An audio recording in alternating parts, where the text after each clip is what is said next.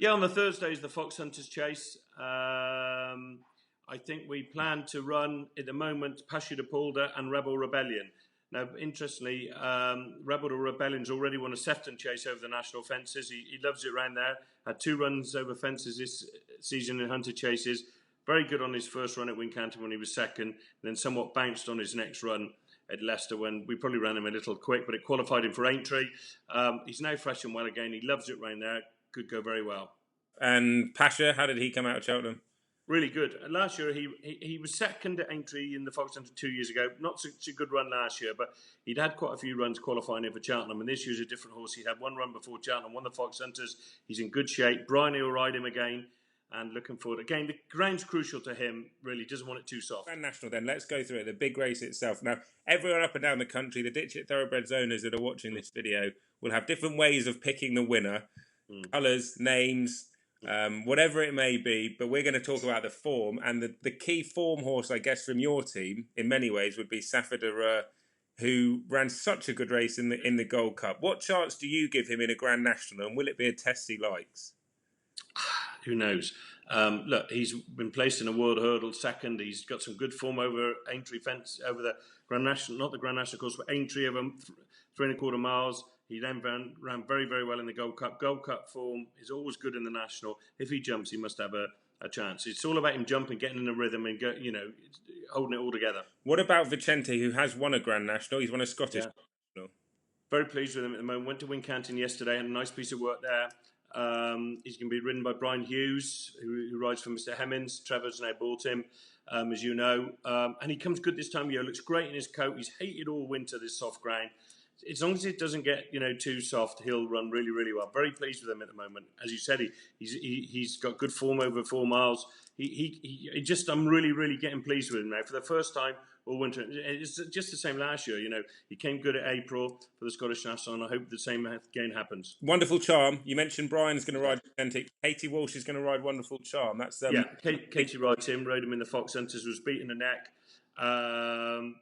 He's probably run to a level there. I think he went into that race rated 153, which was a mark from 2 years ago. He's now been dropped £11 to 142. So in effect, he's £11 badly in the National as opposed to future handicap. So he's probably got it all to do. But the most important thing to him is decent ground. Justifar was a winner under an excellent ride last time out. He'll be sort of stalking them late, won't he? He'll just sort of let them go off and do their own thing out in front and hope. I think we need to take our time on him and not rush him.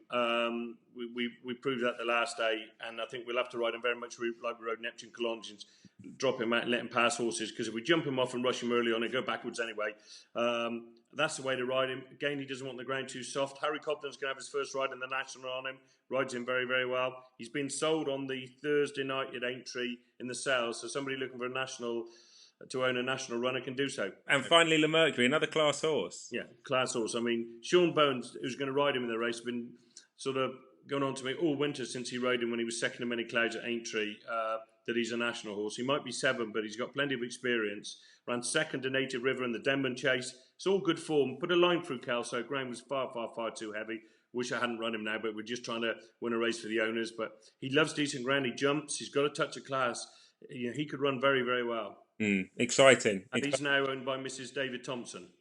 So there's new colours, same horses. New colours, they've been lucky before with party politics and horses like that. So it'd be nice if that rubbed off again. Definitely, absolutely. Now you've won the Grand National. Just tell us how special is the race for you as trainers to be involved in.